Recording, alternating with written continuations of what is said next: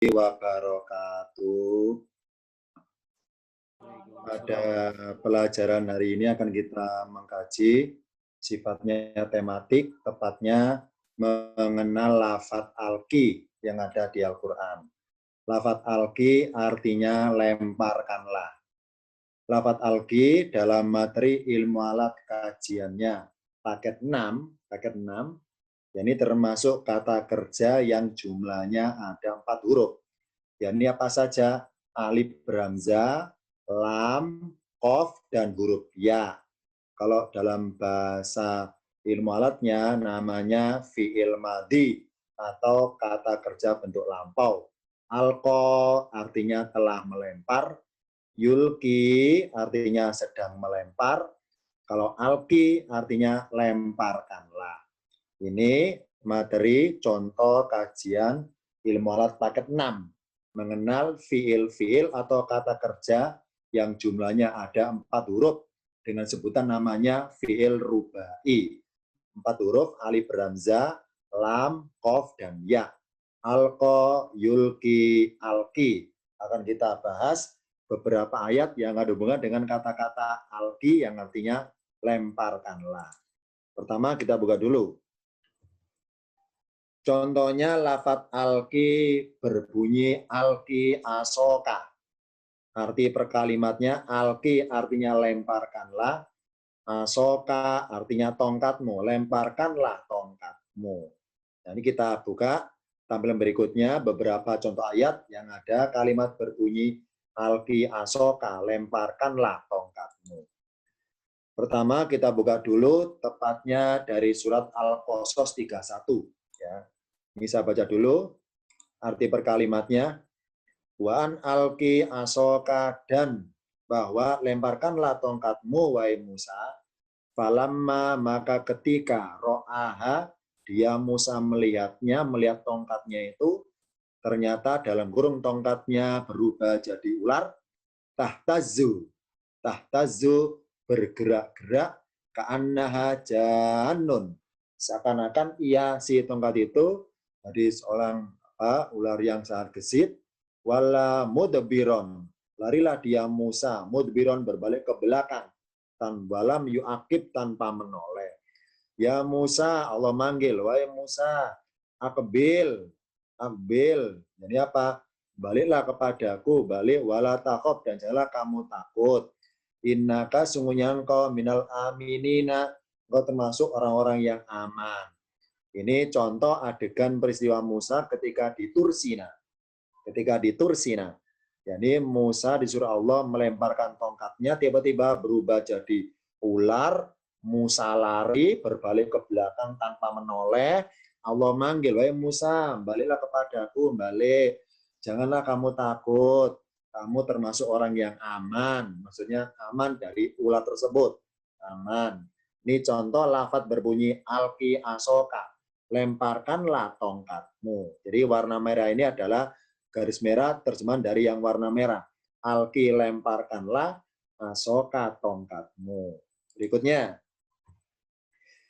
Di ayat 31 ini ternyata lafadz asoka tertulis. Jadi apa? Asoka, alqi asoka. Lemparkanlah tongkatmu.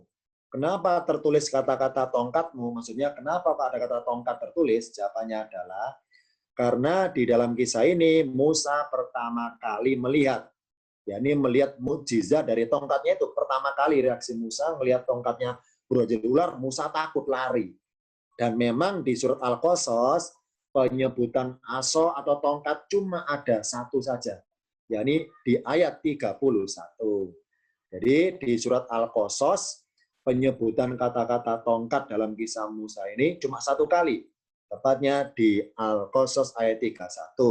Makanya tertulis karena cuma satu kali. Dan Musa pertama kali melihat tongkatnya bisa berubah jadi ular. Alqi asoka, lemparkanlah tongkatmu. Ini satu, catatan satu. Yakni lafadz asoka tertulis bermaksud bahwa mengisyaratkan bahwa Musa pertama kali melihat tongkatnya jadi ular. Dan kedua adalah satu-satunya ayat ada kata-kata asoka adalah di ayat 31 di dalam surat Al-Qasas. Contoh berikutnya. Wa alki asoka. Ini contoh juga ini. Masih adegan Musa. Wa alki asoka. Dan lemparkanlah tongkatmu, Musa.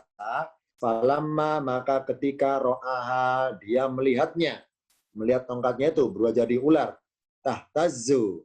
Jadi bergerak-gerak. Ka'annaha, seakan-akan janun wala mudbiron walam yu'akib. Sama tadi ayatnya mirip bunyinya. Seakan-akan seperti seekor ular yang gesit, Musa lari berbalik ke belakang tanpa menoleh. Ya Musa, wahai Musa, la takhaf, janganlah kamu takut. Ini la yakhafu ladayal mursaluna. Ini sungguhnya aku, orang-orang yang akan jadi rasul itu tidak takut ladaya, tidak takut di hadapanku. Ini ada tambahan kata-kata ini la yakhafu ladayal mursaluna.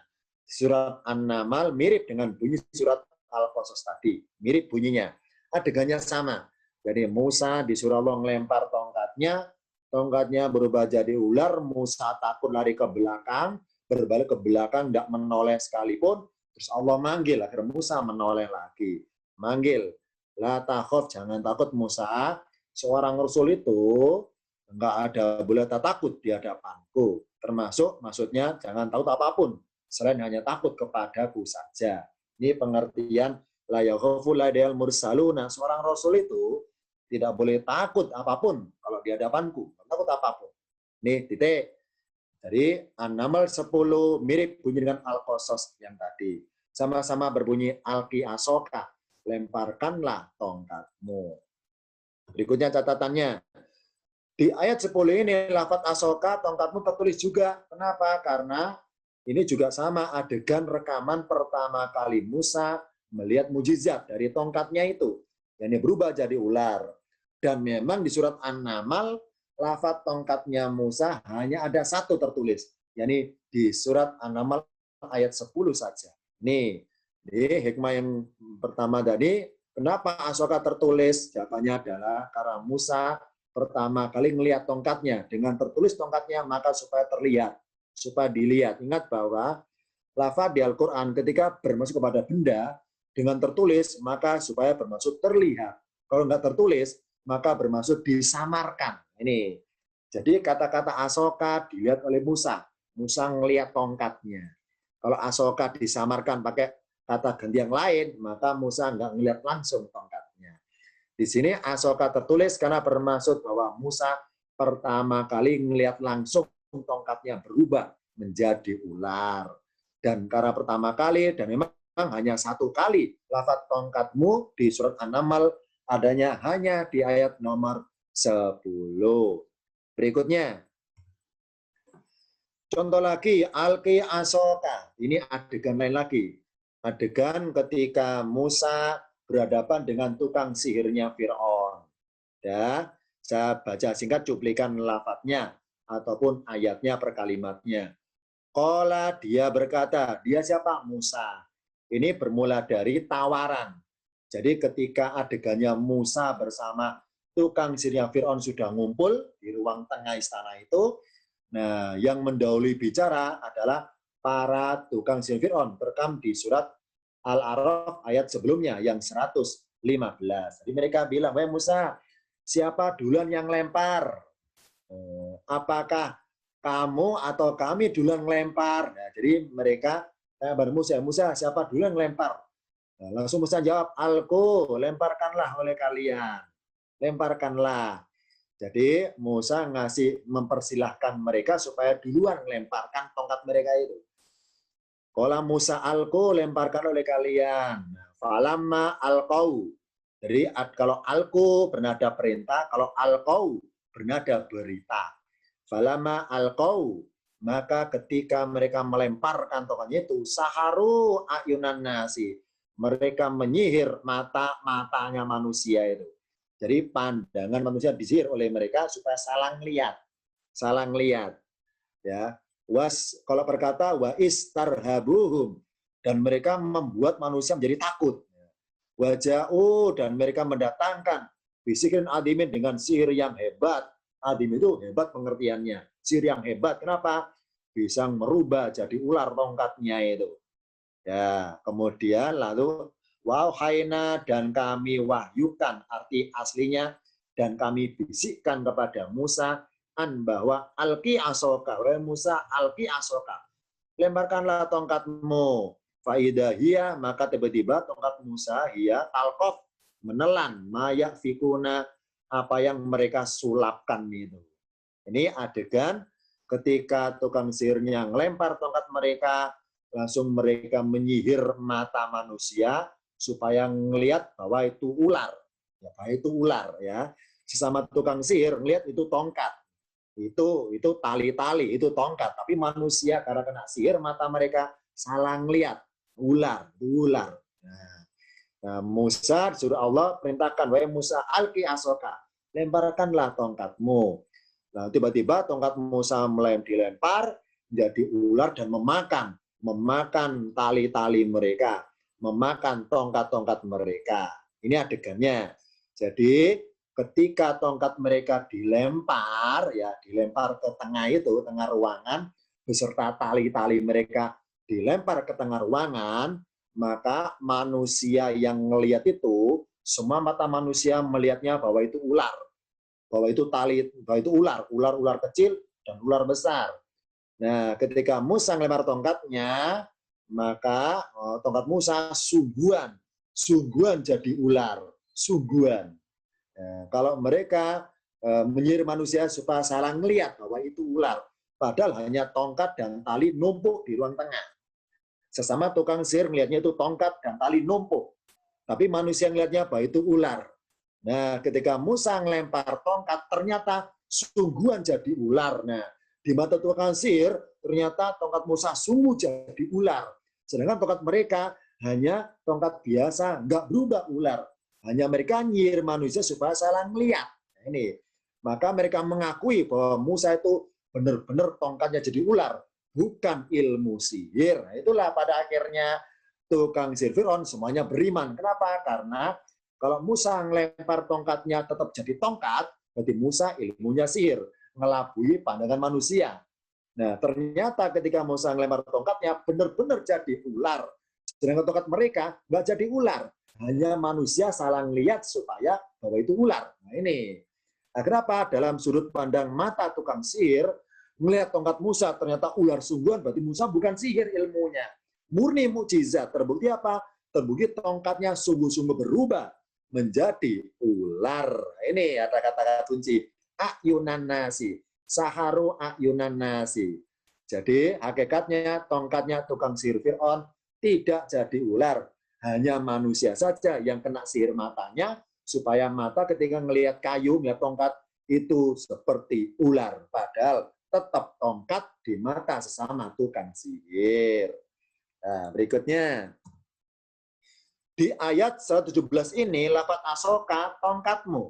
Tertulis ini, alki asoka, lemparkan tongkatmu, ya Musa. Karena memang di surah Al-A'raf, semua lafaz tongkat, yang tertulis ada tiga ayat. Di ayat 107, ayat 117, dan ayat 160. Semua kata tongkat bermaksud kepada tongkatnya Musa. Alki asoka, lemparkanlah tongkatmu. Sama di sini, ketika Musa bilang alku, Musa nggak bilang alku aso misalnya. Asu asoka. Jadi Musa nggak bilang lemparkanlah tongkatmu. Tidak, supaya tidak rancu bahwa kata-kata tongkat hanya untuk Musa. Sehingga mereka nggak ada kata tongkat dalam dialog ini. Musa bilang alku, lemparkanlah. Musa nggak bilang objeknya apa yang dilempar. Musa bilang lemparkanlah. Musa nggak bilang lemparkanlah tongkat kalian. Tidak. Kenapa? Karena di surah Al-A'raf semua lafaz tongkat hanya bermaksud kepada tongkatnya Musa, bukan kepada tongkat pihak lain. Nih, asoka tertulis karena memang di Al-A'raf semua kata tongkat tertulis semuanya dan mengarah kepada tongkatnya Musa, bukan kepada tongkatnya tukang sihir Fir'aun. Berikutnya. Sekarang contoh ayat berbunyi alki ma fi yaminika. Kalau diartikan alki, lemparkanlah ma fi apa yang ada di tangan kananmu. Jadi Musa, lemparkanlah apa yang ada di tangan kananmu. Kita buka contoh ayatnya yang berbunyi alqi ma fi yaminika. Saya ambil dari surat Toha ayat 69. Ini adegan ketika Musa masih di dalam peristiwa di hadapan tukang sihirnya itu. Alqi ma fi yaminika. Jadi gini, walqi wa Musa, dan lemparkanlah ma fi yaminika, apa yang di tangan kananmu wahai Musa, talqaf ma sona'u, niscaya ikan apa yang mereka perbuat itu. Innama sona'u kaidu sakhirin. Sesungguhnya apa yang mereka perbuat itu adalah tipu daya tukang sihir saja. Wala yuflihu sakhiru haitsu ata. Dan tidak akan menang tukang sihir itu dari mana saja ia datang. Maaf ya, salah ketik, ia datang. Ini contoh. Jadi tadi Allah berkali-kali berkata-kata alqi asoka, alqi asoka. Sekarang oleh Allah lafaz asoka diganti ma fi yaminika. Wahai Musa, lemparkanlah apa yang ada di tangan kananmu itu. Ini adegan tadi sama adegan ketika Musa melihat tukang sihir Fir'aun melemparkan tongkat-tongkat dan talinya ke ruang tengah istana itu, dan manusia mata mereka disihir matanya supaya salah melihat, salah duga bahwa itu ular, padahal tetap tongkat numpuk di ruang tengah. Nah, ketika Musa masih megang tongkatnya, Allah lemparkan, Allah perintahkan, wahai Musa, alqi, lemparkanlah ma fi yaminika, apa yang di tangan kananmu itu. Allah nggak bilang Musa, lemparkanlah tongkatmu itu. Jadi di surat Al-A'raf tadi berbunyi alqi asoka. Tapi di surat Toha kata-kata asoka diganti oleh Allah kata-kata alqi ma fi yaminika, lemparkanlah apa yang ada di tangan kananmu itu. Jadi kata tongkat diganti apa yang ada di tangan kananmu itu. Kita ungkap kenapa Allah ganti diganti ma fi yaminika. Ayat 69 ini, lafaz asoka, tongkatmu tidak Kenapa nggak ditulis kok diganti ma fi yaminika? Jawabannya adalah karena pada waktu itu penyebutan tongkat hanya bermaksud kepada tongkatnya para tukang sihir. Jadi di surat Toha dalam adegan Musa melakukan sihir, kata tongkat hanya mengarah kepada tukang sihir. Kalau di surat Al-A'raf, semua kata tongkat hanya mengarah kepada tongkatnya Musa. Tapi di surat Toha, semua kata tongkat dalam adegan ini itu mengarah ke tukang sihir, tongkat sihir. Tepatnya di surat Toha 66. Nanti kita buka nanti. Sedangkan tongkatnya Musa diistilahkan dengan kalimat apa yang ada di tangan kananmu. Jadi untuk membedakan mana benda yang dipegang Musa dan mana benda dipegang tukang sihir. Kalau benda tukang sihir, tongkat.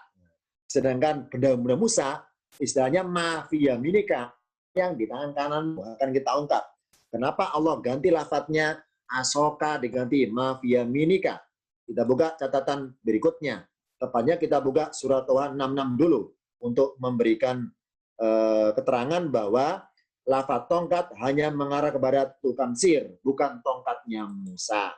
Kita buka surat Toha 66. Tepatnya ada kata wa isiyuhum. Qala dia Musa. Jadi mereka bilang, "Ya Musa, imma antul qiyya wa imma annakuna awalaman alqa." Mereka berkata, mereka menawarkan diri, Musa, imma antul qiyya. Ini kalau bahasa gini bebasnya. Wahai Musa, siapa duluan yang benar? Apa engkau antul qiyya duluan? Wa imma annakuna, atau kami duluan yang melempar?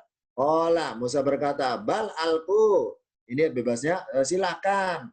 Alqu, silakan kalian melemparkan. Maka ketika dilemparkan tongkat mereka, faida hibaluhum, maka tiba-tiba hablun, jamaknya hibalun. Hablun tali ya. Hablun tali, hibalun jamaknya. Hibaluhum, maka tiba-tiba tali-tali mereka yang dilemparkan itu. Aso, jamaknya siyun. Wa siyuhum. Dan tongkat-tongkat mereka lalu ilaihi, terbayangkan kepadanya Musa minsik dari sebab sihir mereka. Jadi mata Musa pun melihat bahwa itu tongkatnya, talinya berubah jadi ular. Jadi mata Musa pun melihat bahwa itu tongkat mereka, tali mereka jadi ular-ular kecil, tongkat mereka jadi ular besar. Dari yukhayyilu, apa? Musa dibuat terkhayal, menghayal. Yukhayyilu ilahi. Jadi perubahan atau wujud yang kelihatan secara sihir, tali tongkat mereka itu ternyata mempengaruhi penglihatan. Terbayangkan oleh Musa itu ternyata ular dari sihir mereka. Annaha tas'a, misalkan ia merayap dengan cepat. Nih, so I see you. Jadi kata-kata tongkat di surat Toha dalam kisah Musa ini mengarah kepada tongkatnya tukang sihir yang dijamakan isiyuhum, tongkat-tongkat mereka. Nah, sekarang kita kaji soka diganti mafia minika. Kenapa enggak Allah samakan saja di surat Al-A'raf dan surat Toha? Al-A'raf Allah bilang alki asoka. Tapi di surat Toha Allah mengatakan alki mafia minika. Maka berkesan Allah mengganti lafadznya asoka diganti mafia minika. Alki asoka, wahai Musa lemparkanlah tongkatmu. Allah ganti, wahai Musa alki mafia minika. Lemparkanlah apa yang di dalam tangan kananmu. Mengapa diganti? Kita buka jawabannya pada tampilan berikutnya.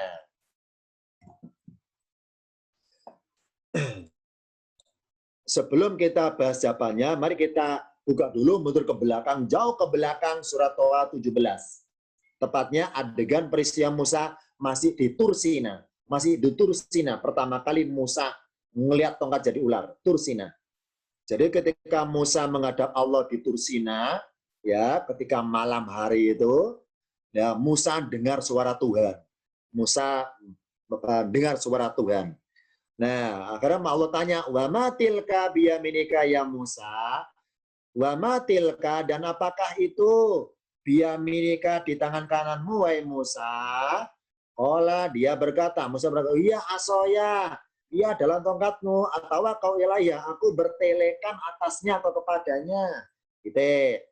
Jadi Allah tanya ini, wahai Musa, wa ma tilka, dan apakah itu di tangan kanan wahai Musa? Ingat bahwa Allah itu bertanya seperti ini, bukan berarti Allah nggak tahu loh ya. Catat ini sebagai jawabannya.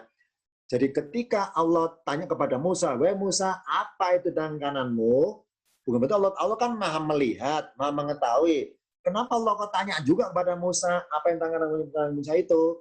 Di sini Allah bilang, matilka, wahai Musa, apakah itu yang di tangan kananmu itu? Nah, Allah kan maha tahu. Kenapa kok tanya? Jawabannya adalah, karena ketika peristiwa ini Musa sedang tercengang, terkagum, terpesona, terlena dalam kelezatan nikmatnya dengar suara Tuhan. Ingat ya, Musa itu nabi yang dengar suara Tuhan.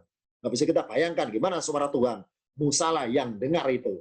Nah, entah karena tercengangnya, terkagumnya, sampai bengong dengar suara itu, maka Allah supaya Musa tidak berlama-lama dalam bengongnya itu, Allah mengalihkan perhatian Musa supaya segera menoleh, mengakhiri tercengangnya itu, menoleh dengan gaya bahasa dalam ilmu tingkatan 10 ke atas namanya iltifat. Apa iltifat?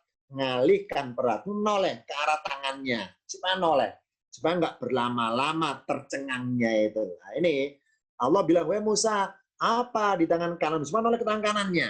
Ya. Allah nggak bilang, wahai Musa, apa tongkatmu itu? Enggak gitu. Tapi apa tangan kananmu itu? Musa noleh tangan kanannya supaya menoleh. Nah, ketika Musa tiba-tiba dikagetkan dengan pertanyaan seperti itu, Musa akhirnya apa? Jawabannya gugup. Ya asoya, yakni apa? Musa menerangkan fungsi tongkatnya. Padahal sebenarnya, wahai Musa, apa tangan kananmu itu? Harusnya Musa jawab, oh ini tongkat kan selesai.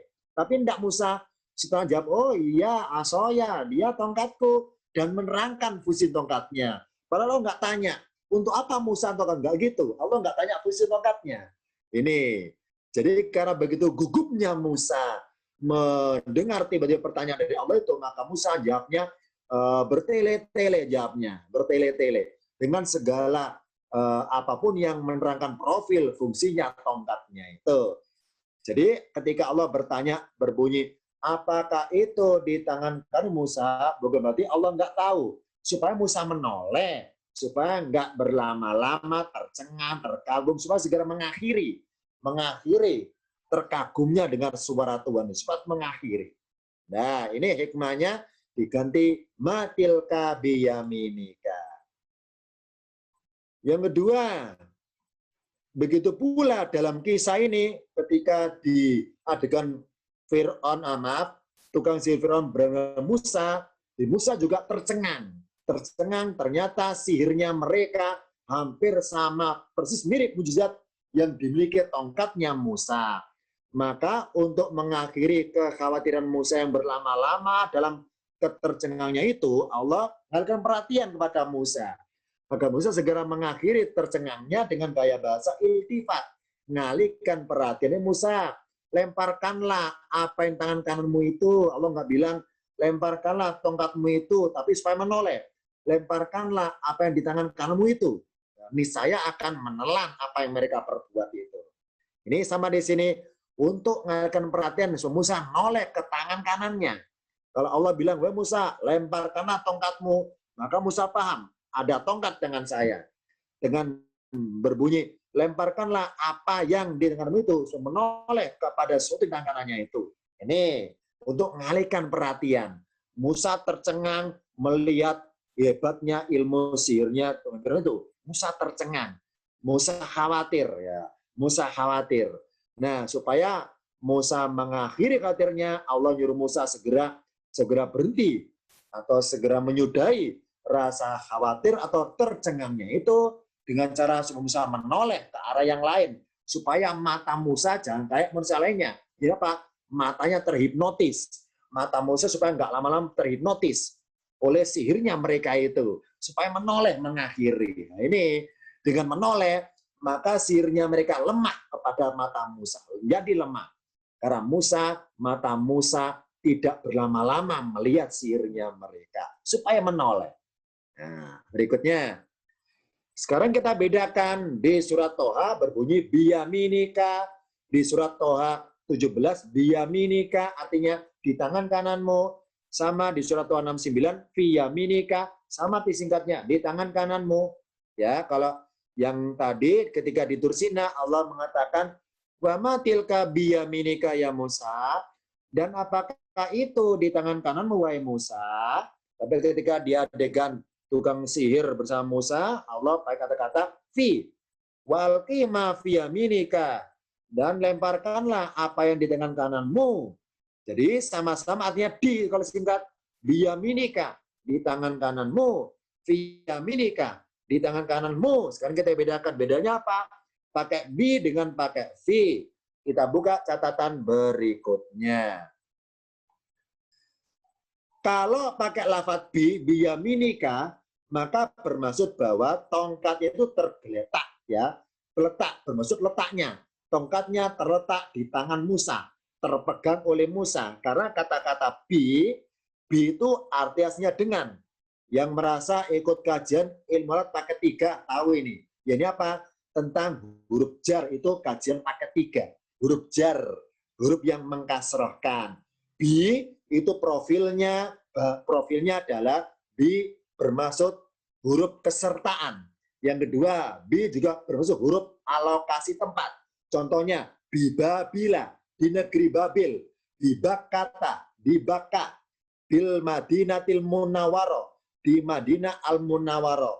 Jadi lafadz bi yang arti aslinya dengan boleh berubah diartikan di. Tapi ada syaratnya. Apa syaratnya? Sebentar ya. Saya tulis di layarnya. Kita lihat layar di atas. Saya tulis di atas. Jadi lafadz bi yang arti aslinya dengan itu bisa berubah diartikan di. Bermaksud nama tempat di. Tapi ada syarat apa syaratnya? Yakni bi ketemu kata berikutnya bermaksud lokasi, lokasi tempat. Misalnya bibabila di negeri Babil, bibakata, bibaka, di Jakarta, di Indonesia, di Indonesia. Jadi kalau kita kenalan sama orang Arab, misalnya Anda tinggal di mana? Oh, saya tinggal di Indonesia. Apa bahasa Arabnya? Jangan pakai vi Indonesia, salah. Harus pakai bi. Kenapa? Indonesia nama lokasi. Nah, bibak kata, dibaka, bil Madinatil Munawwarah, di Madinah Al Munawwarah. Belum nggak fi, fil Madinati, salah, pakai bil Madinati. Sama di sini karena tangan telapak tangan kan lokasi tempat. Karena tergeletaknya tongkat, makanya pakai di sini Allah tanya, wa Musa wa matilka biyaminika. Allah nggak pakai fi, pakai bi. Kenapa? Bermaksud letak tongkatnya di tangan Musa. Nah, ini kalau bi artinya di, bermaksud lokasi tempat. Ya, ini di surat Toha 17. Allah pakai bi, wahai Musa, apa yang tergeletak di tangan kamu itu? Gitu maksudnya. Apa yang tergeletak di telapak tangan kamu itu? Yang kamu pegang itu apa? Nah, karena bermaksud letak tongkatnya tergeletak di tangan, makanya pakai bi. Karena bi bermaksud lokasi tongkatnya. Ya, ini apa? Tergeletak letaknya di telapak tangan. Nah, ini kalau bi. Lah, kalau pakai lafadz fi.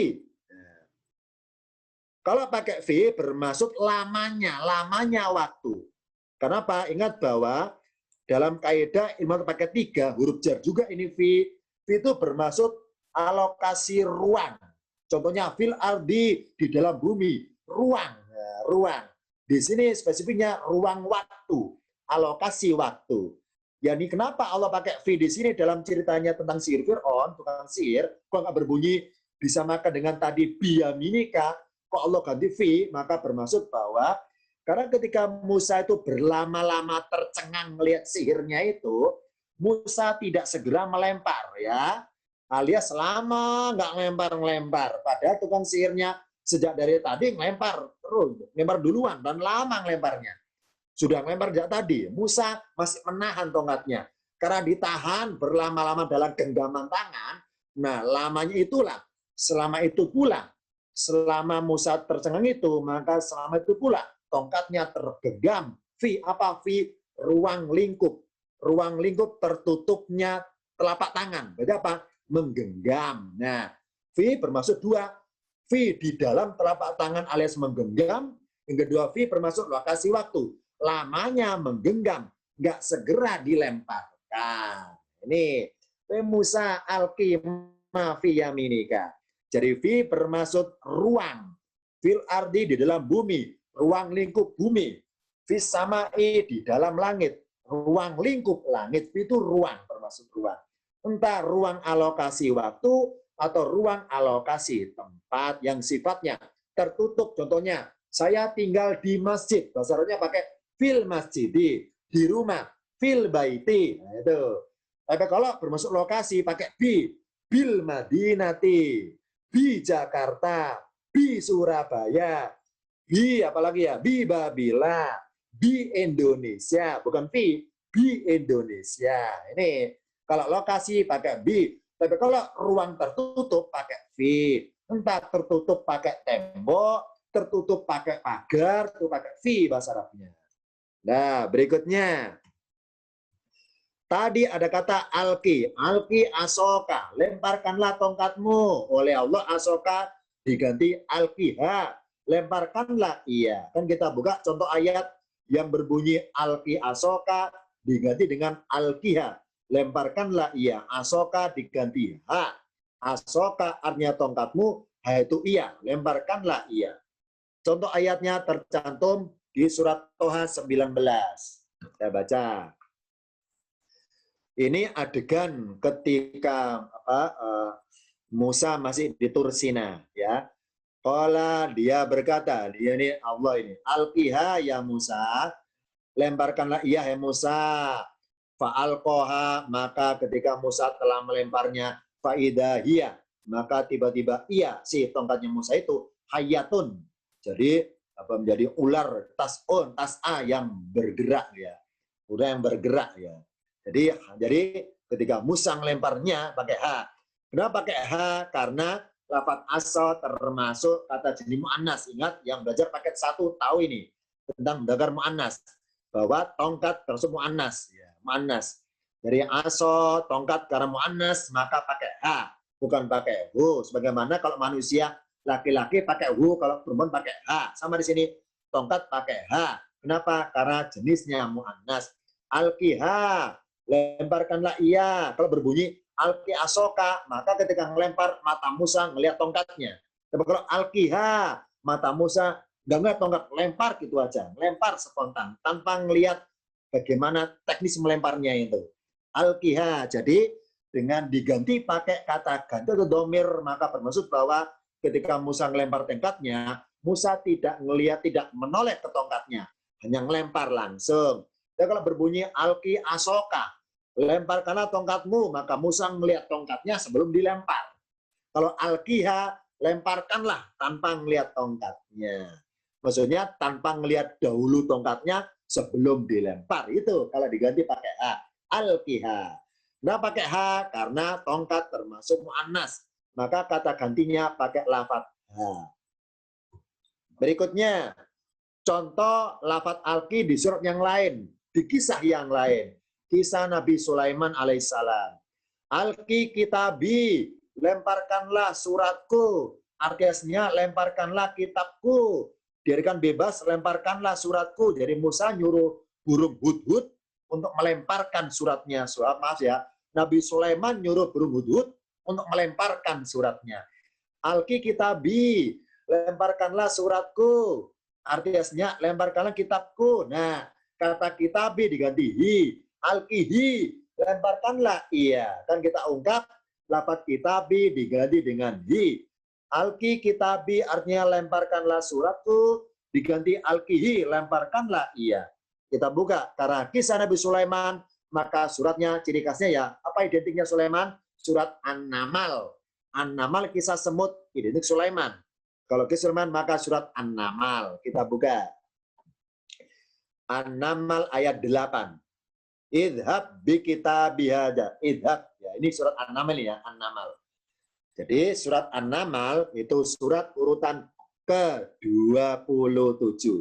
Sebentar ya, saya berikan catatan singkat tentang surat An-Namal agar kita lengkap profil mengenal surat An-Namal.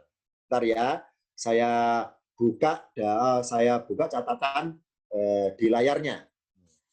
Nah, surat An-Namal surat urutan ke-27. Nah, dari mana taunya? Ini ada ciri khas. Saya buka dulu ya, layarnya kosong. Ya.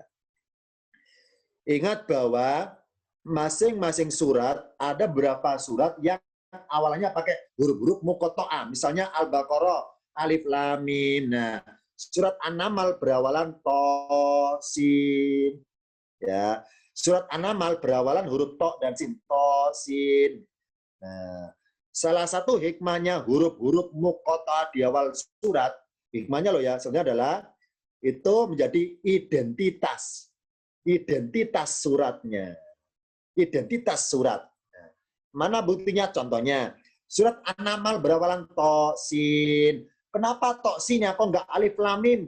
Kok nggak alif lam ro? Kenapa to, sin ya? Nah, ini akhirnya para pendahulu kita, para ulama kuno dulu mengungkap apa to, sin ini, hikmahnya apa to, sin ya? Setelah diteliti ternyata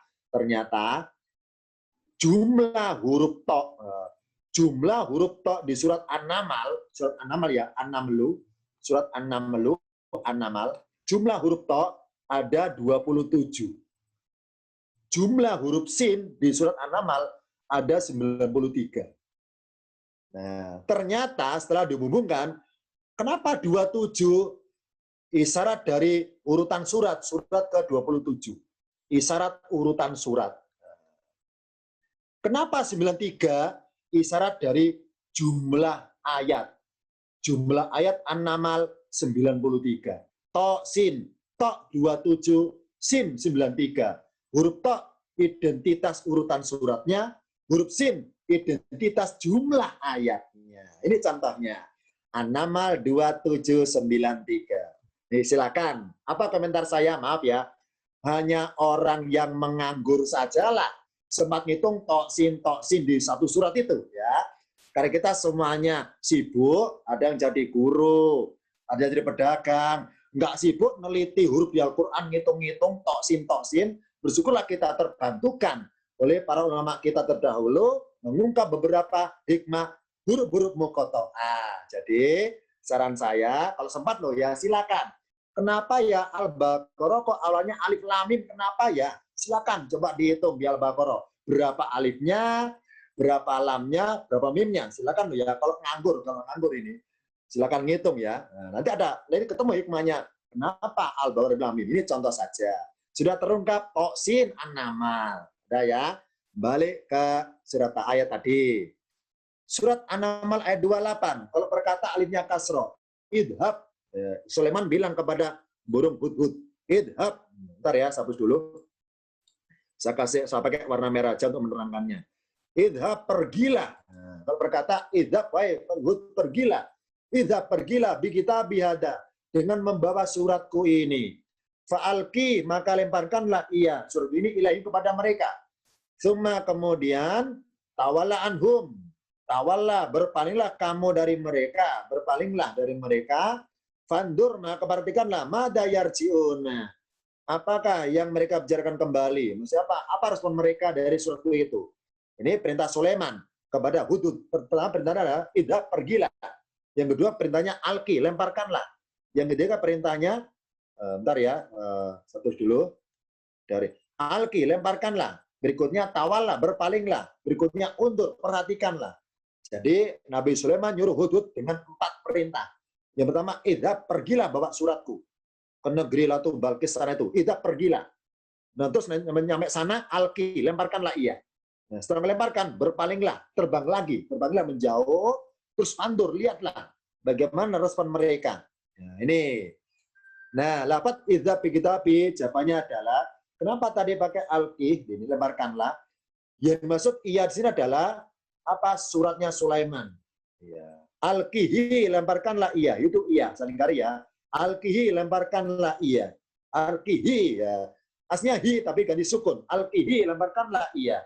Ia siapa? Karena kitabnya Sulaiman atau suratnya itu mudzakkar, maka kata ganti untuk kitabi pakai hi. Fa'alkihi, maka lemparkanlah ia. Jadi lihat ini, berbunyi aslinya fa'alkihi. Nah, mari kita bayangkan harokatnya hi.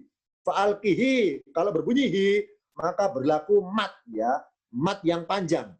Fa'alkihi karena ketemu hamzah. Fa'alkihi ilaihim, panjang kan ya. Fa'alkihi ilaihim. Ini oleh Allah aslinya fa'alkihi ilaihim, hi-nya panjang atau tertulis hi. Oleh Allah hi-nya dihapus diganti sukun. Fa'alki ilaihim, supaya nggak terjadi bacaan mat panjang ya. Kalau berbunyi hi, nanti bacaan mat panjang nanti. Fa'alkihi karena ketemu hamzah, bisa 5 ketukan, bisa 6 ketukan. Nah, supaya nggak lama bacaannya, supaya singkat bacaannya, Allah kasih sukun. Fa'alki ilaihim, ini Allah matikan domirnya hi, Allah sukunkan lafaz hak di sini. Nah, kita ungkap sekarang kenapa Allah rubah haknya menjadi sukun. Aslinya berbunyi fa'alkihi, hanya hidup. Kenapa? Karena kata ganti kitabi, domirnya pakai hi, harusnya pakai hi. Oleh Allah, fa'alkihi diganti fa'alki, haknya dimatikan. Sama artinya, fa'alkihi, lemparkanlah ia. Fa'alki, lemparkanlah ia. Nah, kenapa Allah rubah hi menjadi hanya sukun? Jawabannya sama dengan lafaz yang di atas. Pertemuan dua ba berlaku idgham ya, idhab bi kitabi. Ketika ba sukun harus kan qalqalah mantul, idhab. Berhubung ketemu sesama ba, maka tanda sukun nggak berlaku. Berlakulah idgham, nggak berlaku qalqalah. Apa hikmahnya? Supaya segera dengan dihilangkannya bunyi pantulan, dengan dihilangkannya bunyi qalqalah, maka supaya segera pergi. Wahai Hudhud, idhab bi kitabi. Jadi Sulaiman melafatkannya supaya memerintahkan segera pergi. Mana tanda segeranya? Pertemuan idgham dimasukkan, segera pergi. Idhab bi kitabi. Sama di sini, supaya segera melemparkannya. Kalau berbunyi fa'alkihi, nah kalau hi-nya panjang fa'alkihi, berarti ketika Hudhud membawa suratnya, terus ketika Hud melihat negeri Balkis, maka masih melihat dulu. Lama melemparkannya, masih lama. Berhubung Sulaiman pakai fa'alki, nah, disingkat haknya fa'alki. Begitu pula Sulaiman pakai idhab bi kitabi, pakai bi, idhab bi kitabi, supaya pertemuan dua ba, nah, berubah ba, maka supaya segera Karena berlaku idgham, nggak berlaku pantulan atau qalqalah. Jadi jawabannya sama dengan idgham supaya menyegerakan perbuatan. Jadi oleh Sulaiman ucapannya pertemuan dua ba, idhab bi kitabi.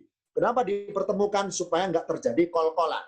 Supaya nggak jadi pantulan. Kalau pantul berarti sendatan.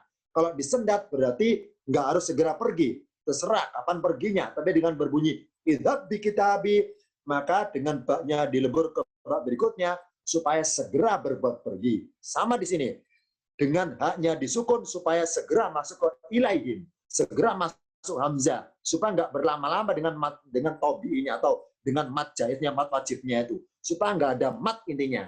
Supaya nggak ada bacaan panjang, supaya nggak berlama-lama melemparnya itu. Segera melemparkan. Ini hikmahnya Allah ganti fa'alkihi, diganti fa'alkih, haknya disukun. Ini contoh terakhir tentang lafaz alki di Al-Quran. Dalam kisah Sulaiman, alkihi. Aslinya alkihi, diganti alkih, haknya dimatikan. Demikian singkat kajiannya untuk materi hari ini, mengenal beberapa ayat yang ada bunyi lafaz alki, lemparkanlah. Sebelum diakhiri, barangkali ada yang ditanyakan, silakan. Boleh pihak hostnya barangkali membacakan pertanyaannya, silakan. Ada yang tanyakan? Dari Ibu Badriah dari Sunter. Ya. Assalamualaikum. Afwan Ustaz, dalam surat Juz 28 terdapat huruf fawatihus suwar.